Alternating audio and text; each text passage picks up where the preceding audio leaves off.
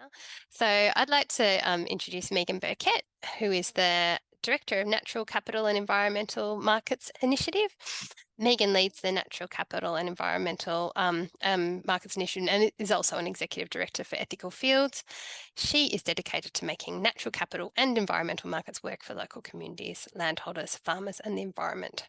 She does this by inspiring and supporting these groups to take a leading, influential and entrepreneurial role in creating and improving environmental market opportunities. And she's already developed and delivered practical programs to help achieve these goals. So some of you might remember from New South Wales Meaghan was involved in developing the Environmental Markets Leadership Program in partnership with local land services. She's tuned into our carbon farming and environmental COP meeting to present on that program at one point. And she also runs a range of courses for land managers and other NRM agencies. So thanks so much for joining us, Meaghan, and letting us through this overview of what environmental markets are and what we can expect from them. Thank you. Yeah, thanks so much, Rachel, and really nice to be here and be connecting with you all, and thanks for the invitation. So I will start as well by beginning with acknowledging the traditional owners on the land on which we meet, which is many lands today, with so many of you joining in from right across Australia. So pay my respects to their elders, past and present as well. So the purpose of this session, as Rachel said, is really to introduce environmental markets for you, and as a way, I guess, of setting you up for the forum today and tomorrow, so that you've got some really great sort of foundations and fundamentals that you can build on as you hear from others. And so I'm going to give you some of those foundational concepts and ideas so that you can feel more comfortable. And so what I'm hoping to cover is, what are environmental markets and how do they work? What are the different types of environmental market approaches that are available to land managers, farmers, NRM bodies? The opportunities, benefits and risks for you, and the importance of land managers and farmers participating in markets, and how they can get started and how you can support them. So first topic is, what are environmental markets and how do they work? So to explain environmental markets, I find it really helpful to start with markets generally. I find this helpful because we, everyday people, engage in markets, and so do land managers and farmers really already engage in a lot of markets. So starting with really, well, what is a market? If we strip it back to just what is a market? So a market in its simplest is just where parties are exchanging goods and services for money or other things of value. And markets have been around for a very, very long time. And most land managers and yourselves are already familiar with a whole range of markets. So, commodity markets such as meat and livestock markets, grain markets, fruit and vegetable, dairy, poultry markets. We've got our everyday markets where we're buying, food and clothes and fuel. We've got things like property markets, share markets, and so on. And so I guess, the common thing with all these types of markets is that we've got parties exchanging goods and services for money or other things of value. It's this exchange that occurs. So I guess if we take that kind of foundation of what are markets and we build on that to then, well, what are environmental markets? And so an environmental market then is where parties exchange environmental goods and services for money or other things of value. So it's the same as these other markets we've just talked about, but we're exchanging environmental goods and services. So in that notion, what are these environmental goods and services? What are these things that people are valuing? What are these, goods and services that people are buying or funding and investing in? And these are things like natural assets or the natural resources on a property. So soil, water, forests and wildlife. They're things like ecosystem services, which are the services that we derive from nature. So energy from the sun, land and conditions for producing food, water storage, climate regulation. So those services or those outputs that come from these natural assets and ecosystem services. So other things that can occur in environmental markets are also environmental services. So these are activities or management actions that land managements and NRM individuals undertake to really protect, to manage, to restore or enhance natural capital. So we've got things like, you know, protecting critical habitat, controlling invasive sort of pests and weeds, or healthy soil and water management. So all of those things that you understand really well, all of those things that NRM agencies have been undertaking for many, many years. And I guess the last one then is sort of, you know, what can be exchanged in an environmental market are environmental improvements or outcomes. So things like reductions in greenhouse gas emissions or increases in biodiversity. So we've got these environmental markets exchanging natural assets, ecosystem services, environmental services, and then improvements and outcomes that flow from them. So I guess just sort of staying on this notion, kind of just break it down a little bit to more, how do they work? And this is how do they work generally. Each different market or market approach, of course, has its own unique way of working. So this is just a sort of general high-level way of how are environmental markets working. So in general, an environmental market involves the following things. So there's parties, there's the environmental goods and services of interest. So those are the things we've just gone through, those natural asset, ecosystem services, environmental services, environmental improvements. And then, of course, for there to be this exchange or this opportunity to come about, there needs to be parties that are willing to manage, produce, or supply these types of goods or these services or these improvements or these outcomes. So that might be landholders, land managers, farmers, and, you know, other people that hold or manage natural assets or undertake activities to sort of protect or restore natural assets.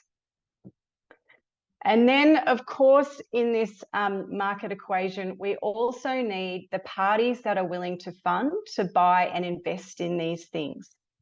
Now, these parties can be a whole range of individuals or organisations that might benefit from or value these types of environmental goods and services. So, you know, that can be things like wholesale buyers who are willing to pay more for, say, high quality agricultural products. It could be households and consumers who are also willing to pay more for sustainable goods and services. It could be investors or banks that are willing to sort of reward sustainable land management activity. Businesses and organisations wanting to improve their ESG, government, of course, wanting to sort of influence policy issues like climate change and pollution. And even, you know, things like insurance companies who might be willing to reduce premiums for sort of more drought-proof land. So there's a whole range of people, and they're really growing, that are willing to sort of buy, fund, or invest in these types of environmental goods and services and outcomes. So an environmental market then really is this mechanism for this exchange to occur. That's the market, is when this exchange is occurring. And the amount of money or things of value that's exchanged in a market really can depend on a whole range of factors, just like in a traditional market. So it can be the benefits that are received from the goods and services. It might be the quality, you know, of the environmental activities or the quality of the environmental outcomes. It could be things like scarcity. So, of course, you know, the more scarce that particular environmental things are, the more we might need to or be willing to pay for them. Policy and legislation might dictate, you know, what that price or that market exchange is, or it could be supplier requirements and things like that. So an environmental market and this type of exchange, it can be more complex, like regulated carbon and biodiversity markets. There are a lot of elements at play in a regulated carbon or biodiversity market. But a really important point I'd like to make is that this sort of environmental market exchange can really be as simple as two individuals making a private exchange. It can be as simple as a farmer and one individual or one company choosing to exchange. So a farmer doing some plantings and a company choosing to pay them. So it can be as simple as that. All right, so next key topic then. So building on that, we've got this sort of foundation now of what are environmental markets, and we've got this fundamentals of some of those key concepts.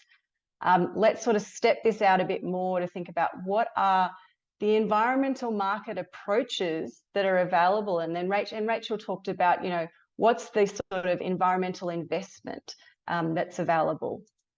And the way that I like to do this, and the reason I do it in this way, is to come at it from the perspective of landholders, to come at it from the perspective of farmers and individuals like yourself in NRM roles. And so I find it useful to take a broader view, to have a more holistic understanding of what exists and what is possible.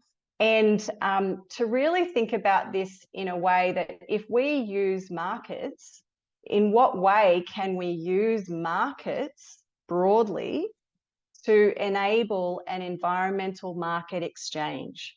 So in what way can we use markets, all types of markets, to enable money or some other financial value to be exchanged with someone who's willing to invest in the environment or produce some sort of environmental outcomes?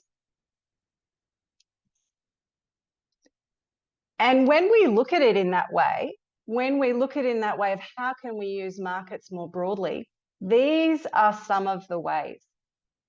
These are a whole range of environmental market approaches that you can use to fund, invest in, and reward sustainable and regenerative land management and resource management activities. So these are ways that land managers and farmers can use to receive money or some other thing of value in exchange for their efforts. And I'm assuming for many of you, this spread of environmental market approaches is potentially many more than what you've heard of or seen in the past. I know for myself a couple of years ago, when I first started to explore in this space, when I thought of environmental markets, I thought, yeah, carbon markets, biodiversity markets. That was sort of, you know, I guess the extent of what I was thinking when I thought of market opportunities and market approaches. But when we look at it in that broader way, how can markets help us to value and invest in and receive a trader exchange for natural resource management, sustainable land management activities? Actually, these are all of the opportunities and approaches that are available. So let's step through each of these in a little bit more detail and break them down for you so you understand what they are. All right, so the first one is business strategies. So these are business strategies that land managers and farmers and sort of, you know, other NRM organizations can use to create value or gain an advantage in a commodity and other markets from their sustainability or environmental performance. So for example, a land manager farmer could receive a higher price for agricultural products that have been produced in more sustainable or regenerative ways. Now, many land managers are already using this approach. So, you know, you've got examples like wool producers who receive higher prices from wool that's produced in more healthy and well-functioning environments because they're getting better quality wool from those. You've also got strategies like market retention. So in this case, so as expectations grow in the market for more sustainable goods, land managers and farmers have more sustainable practices. they'll be able to meet buyer and consumer expectations and enable them to retain their market in the share. Now, as ESG expectations grow, those that aren't able to meet those expectations may not be able to compete and potentially could even risk losing their current market share. So in this scenario, this approach really is using those existing commodity markets, but ensuring those commodity markets are valuing and recognising environmental outcomes and impacts and improvements, and the value of that and the financial exchanges being factored into those commodity market exchanges or those opportunities like retaining and attracting new markets.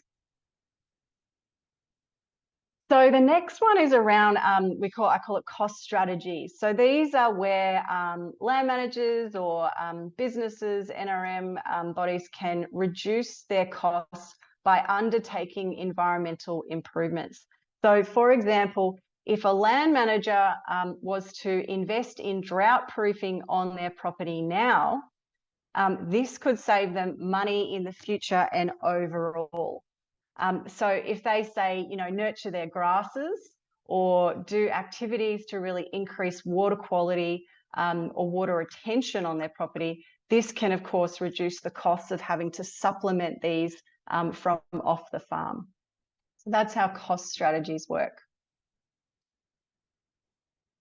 So the next one is asset value. And asset value is where assets such as property or businesses or shares increase in value as a result of improvements in the natural capital on a property or the way that particular farming business operates.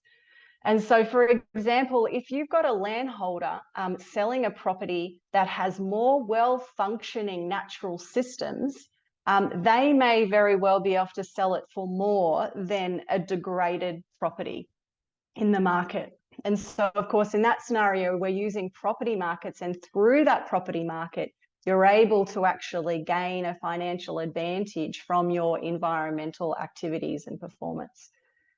Of course, in another example is similarly as with a business. So a business that actually includes more regenerative practices and is maybe more set up for the future may be able to sort of sell or fetch a higher share price in the market. And so, of course, in this case, land managers and farmers were sort of using that share market or that sort of business market and other capital markets to receive that financial gain. So the next approach is finance. And so the finance sector we are seeing is really starting to offer a whole range of financial products and mechanisms that are willing to reward environmental activities and improvements and outcomes. So some of those that we're seeing are things like green loans, social bonds, sustainability bonds, sustainable and green finance. And those types of products, can be applied to a whole range of different activities. So we're seeing them applying them to things like renewable energy. So land managers that might want to invest in renewable energy on their farm, like solar and wind, sort of getting better, loans and equity for that. Energy efficiency. So for, if you've got a land manager that maybe wants to buy a new tractor and they're willing to buy a much more energy efficient tractor equipment, they're able to receive a better interest rate from banks.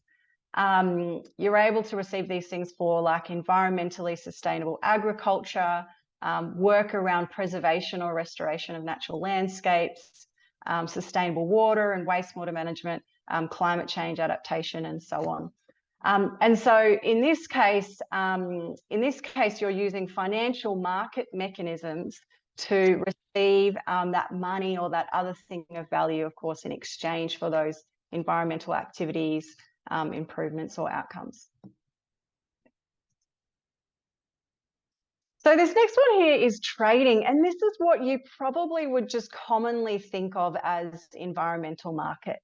So with this, it refers to markets that primarily focus on an environmental market exchange. So opposed to, say, commodity, using commodity markets and other markets, these are markets that are set up specifically to exchange or trade in environmental goods and services. So these are things like carbon markets, biodiversity conservation markets, water markets. So they're specifically there to enable the exchange of these environmental goods and services.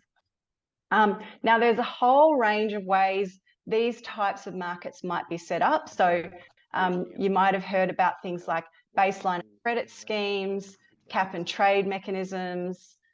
You've got things like tradable permits and offset schemes. Yeah. There's just someone who's not on mute. So just check your mute function, and yeah, if you need to, just mute yourself. Thanks, guys.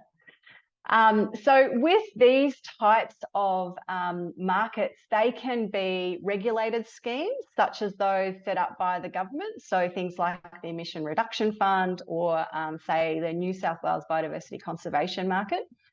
And with these regulated markets, they may be mandatory, where some parties are required to participate under certain conditions, but they can also be voluntary schemes where it's fully voluntary whether you choose to participate. And so those are the regulated ones, but they can also be private. Like I said before, these types of environmental markets absolutely can be private markets where, as I mentioned, a business might invest directly in a landholder for tree planting or other environmental activities. Okay, so this next one is taxes, levies, and charges that can be imposed for environmental reasons. And in this case, the environmental activities or improvements or outcomes that are undertaken may help land managers or organisations to avoid the costs of these taxes, levies, or charges. So in this way, you're making a financial gain by, of course, avoiding potential costs that could be imposed on you. So, we think about, everyone can probably, of course, remember the carbon tax was a particular type of tax that was being considered for a while. So a carbon tax or any other tax could very possibly be imposed on land managers and farmers in the future. And if that's the case, if you're undertaking environmental activities that exclude you from that tax or levy, then of course you could avoid the cost of that. And we're also likely to start to see this increasingly through international trade mechanisms, where international trade mechanisms might actually start to apply taxes, levies, and charges. But also it's something that that could occur also in the supply chain. Potentially you could see companies applying their own types of levies and charges for environmental reasons as well. All right, so, and finally, the last one we've got is incentive payments. So these are things like subsidies, rebates, funding, and grants. So in this case, land managers and farmers or NRM individuals may be eligible and receive these payments in exchange for undertaking certain environmental activities or outcomes.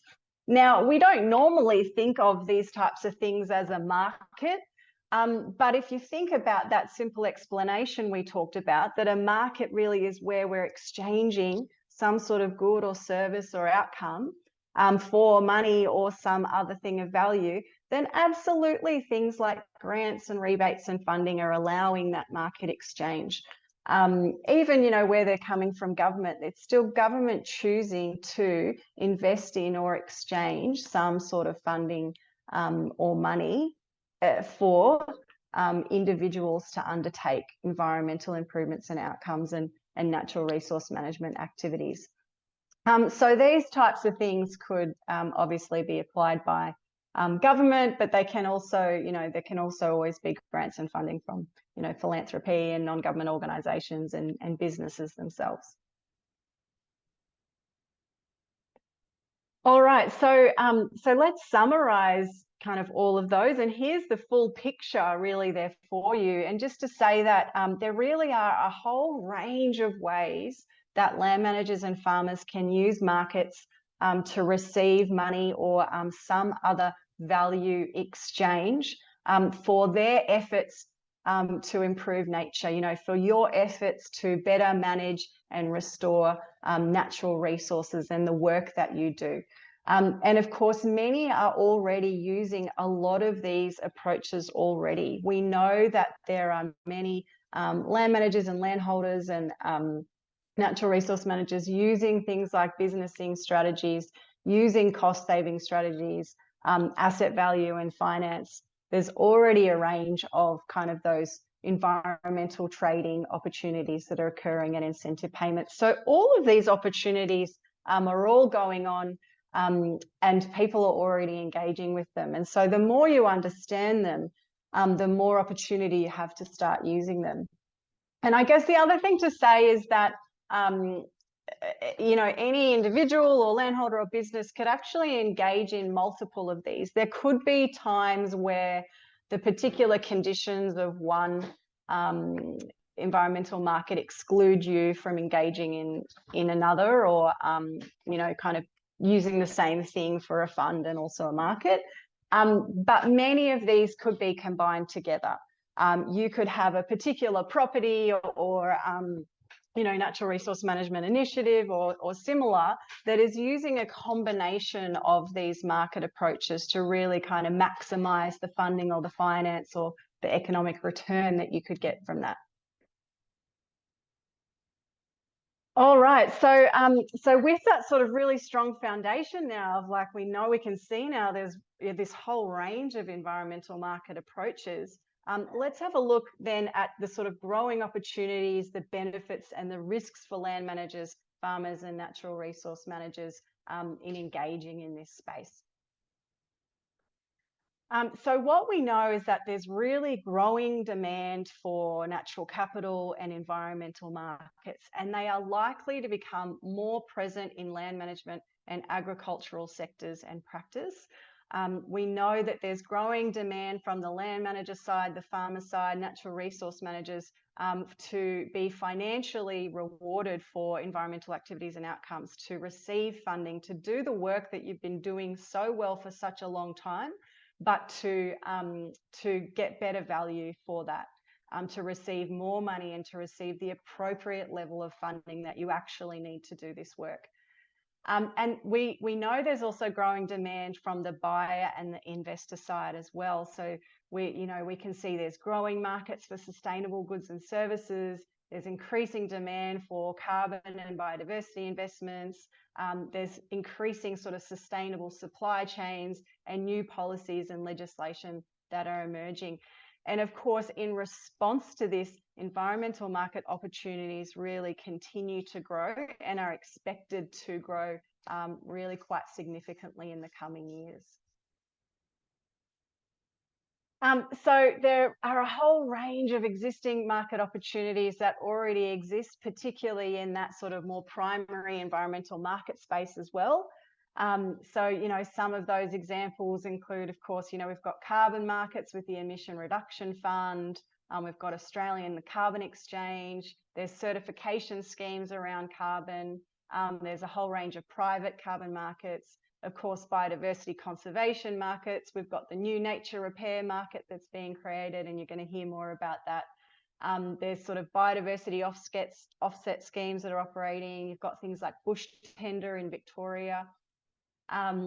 You've got things like co-benefit markets. So in Queensland, there's the Land Restoration Fund, things like water markets with the Reef Credit Scheme, and a salinity trading scheme that operates in New South Wales. So there really are a whole range of different existing markets that are available to participate in. But what I'd like to say, I guess, importantly, is that beyond the already established markets, there really are future and emerging market opportunities. And the thing that I love about markets is that, you know, markets are created by people. They're not like kind of natural assets where it's been formed by the earth over thousands of years.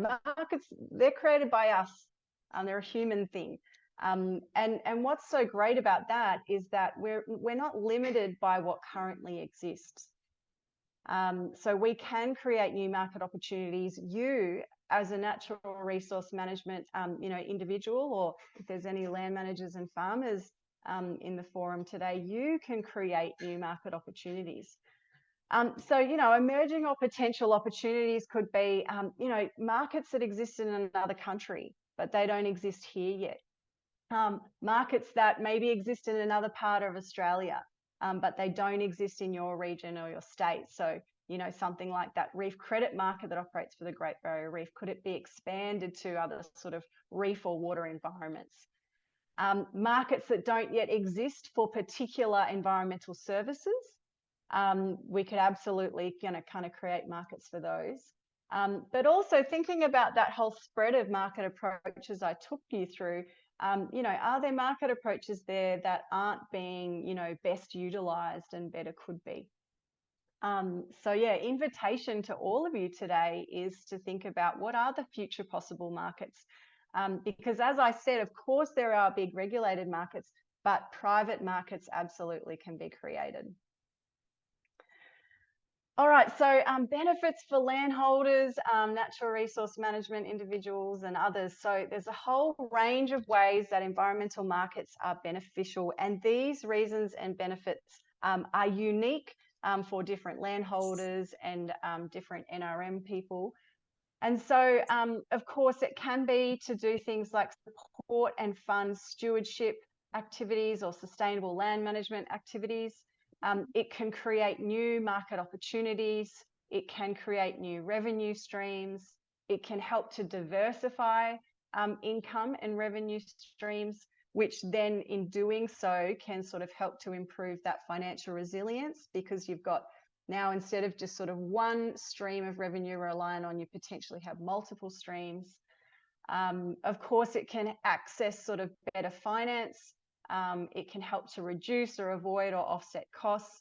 And increasingly, it can really help to meet those supplier needs and other motivations in the market.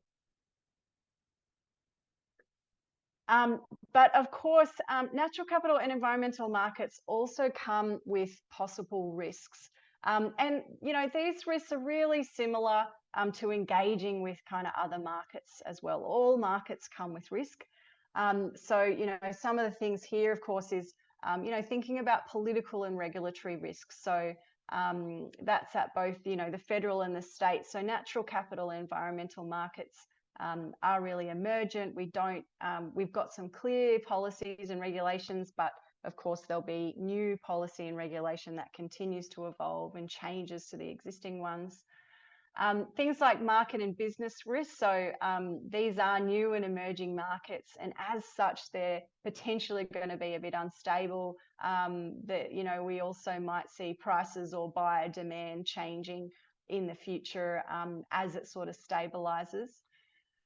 Things like legal risks. So, of course, some environmental markets might have things like contracts, ownership agreements. You might need planning approvals or penalties. And of course, if you're not meeting your requirements of a particular market, there could be contractual obligations around that. So, of course, financial risks. So things like unbudgeted costs, underfunding. You could have sort of, inconsistencies in your resources, or insecure resources and the way they work. Performance and compliance. So if land managers or farmers don't meet their performance requirements, they could face those penalties and consequences. And then there's things like management and technical. So land managers and farmers and NRM bodies may have to depend on sort of technical support where you're sort of not aware of it yourself. Or you might not have the sort of technical equipment or, sort of business or legal functions that you need. So, similar stuff to participating in other markets. All right, so our next key topic is, one that I'm really passionate about is landholders and the importance of landholder participation. So landholders and regional communities and NRM bodies like yourselves are critical stakeholders in environmental markets. And I think it's important and valuable for landholders and regional communities and NRM bodies that operate in regions to really understand environmental markets. I think it's important that you feel confident to engage and participate in environmental market opportunities. But beyond that, I think it's really important for landholders, regional communities, and individuals like yourself that are really rooted to a place, that are based in a place and based in a region, that you, or those of you that can, are able to start to lead in this space, to play a more leading role, to feel free and start to be a bit innovative in this space. And to be a bit entrepreneurial in the sense of thinking about and creating new market opportunities. So why do I think this? Why is this so important? To me, is that markets inherently are neither good nor bad. So markets, by their nature, can be really beneficial. So markets can create opportunities, they can create jobs, they can do things like support regional economic stability, resilience, they can support prosperity for a place. And in the case of environmental markets, they can fund sustainable land management and they can fund farming goals as well. But importantly, markets can also fail. Markets can be monopolized and markets can be really harmful. And right at this present moment, we can look across the markets in our local communities, in our country and globally, and we can see that failure. If we just look at economic inequality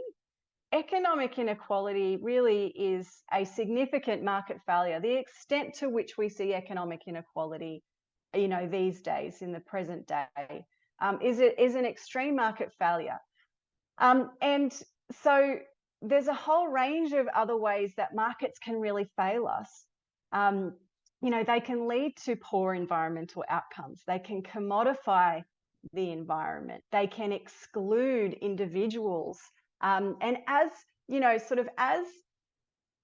environment becomes more valuable, then of course those that sort of reach just to benefit from that value will seek to kind of, move into that space.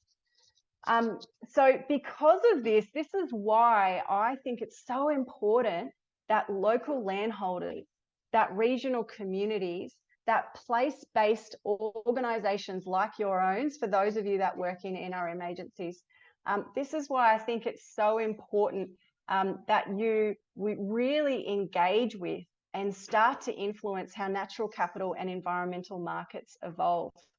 And the reason is so that the people ultimately that are controlling and influencing environmental markets are local landholders, are local businesses, and our local communities.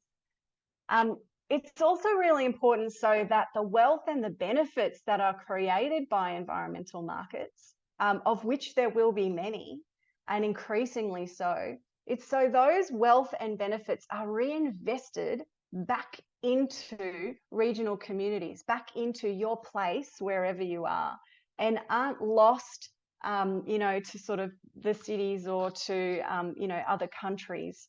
They're reinvested back into your place in your regional community. And also, I guess, ultimately, so that really environmental markets are working to the advantage of land managers, farmers, NRM agencies, to the advantage of local communities where that land is based, and importantly, to the advantage of the environment itself.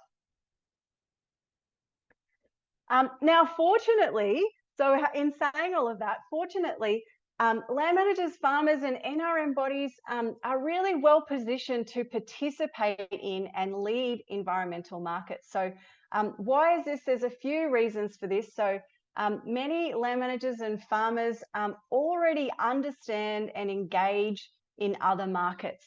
They already understand and engage in commodity markets. Those that own their land, they already understand property markets. Many of them have a loan with the bank. They already get financial markets. And they're increasingly starting to get these more niche environmental markets. They understand and engage already often in business and entrepreneurial practices. So many land managers and NRM bodies yourself, engage in business practices and engage in those market practices.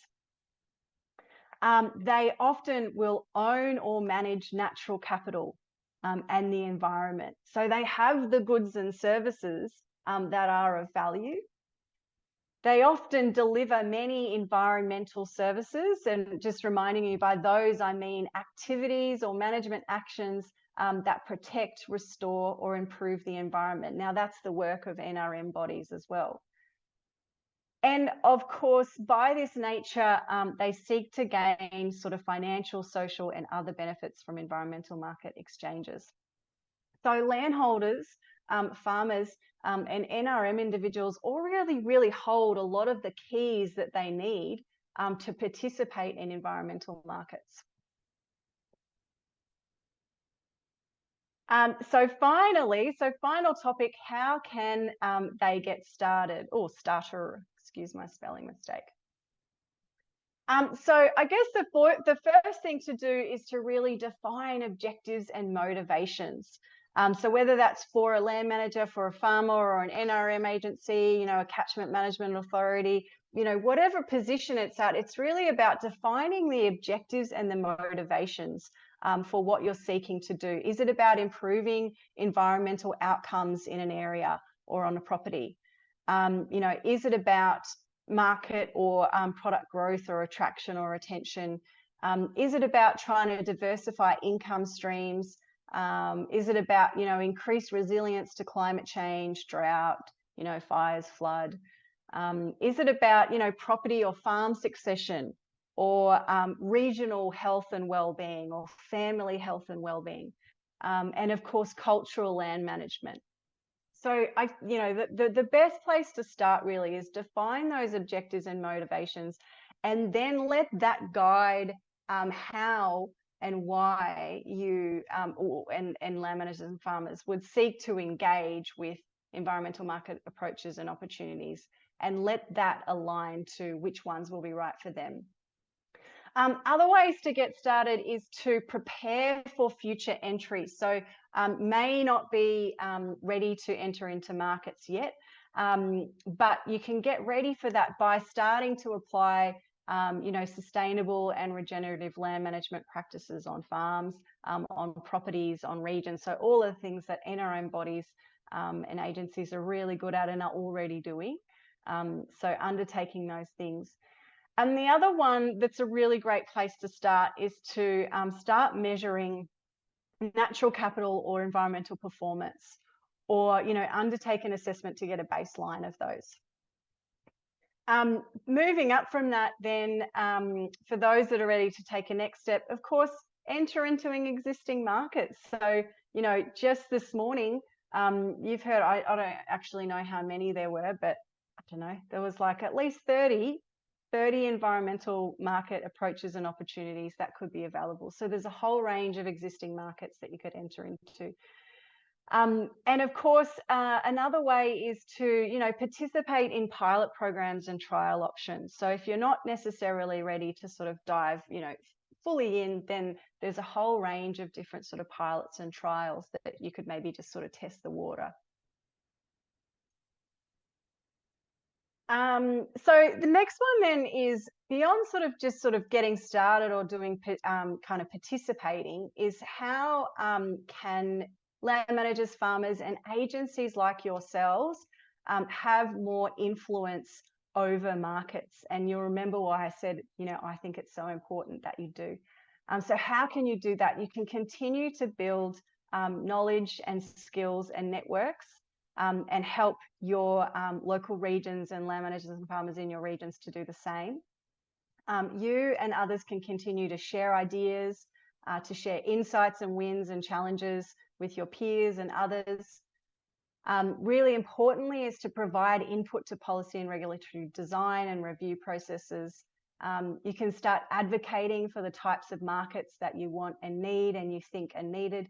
And, you know, you absolutely can start to ideate new market opportunities and bring them to life. Like I said, you know, markets are created by us. Markets are created potentially by you. So in your region, in your NRM agency or you know, with a landholder or others, you could ideate a new market opportunity that doesn't exist.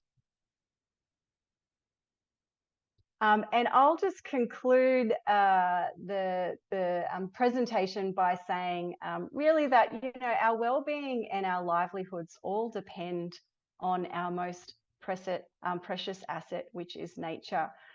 So for all of us that might play a role in environmental markets, you know, whether you're an NRM officer, you know, catchment management authority officer, land manager, it's just really important that we support and promote markets that protect, that repair and enhance nature and not commodify it. And, you know, markets that support more economic inclusiveness and equality and sort of local reinvestment back into the regions and the places where you operate. And that's that. Thanks so much, Rachel. I'll stop sharing there.